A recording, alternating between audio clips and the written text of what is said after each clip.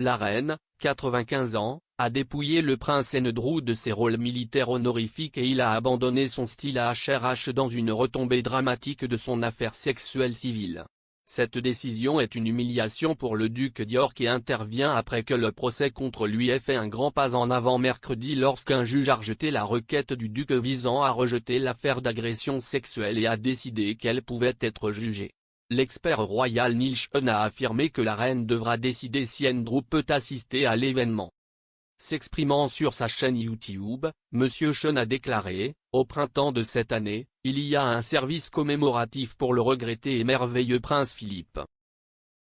Cela crée un autre dilemme pour la reine car, comme nous le savons, le prince Andrew est désormais un simple citoyen.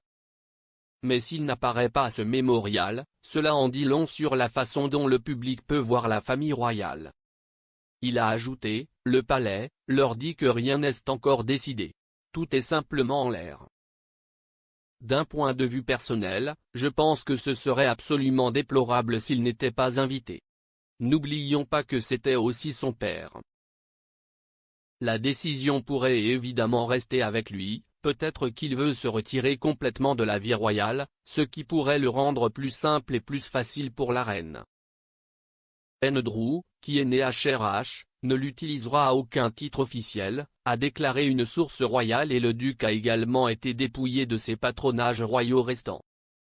La décision représente le retrait complet du duc de la vie royale officielle et une tentative d'éloigner la monarchie d'Andrew, qui était autrefois deuxième sur le trône en tant que remplaçant de l'héritier, l'année du jubilé de platine de la reine.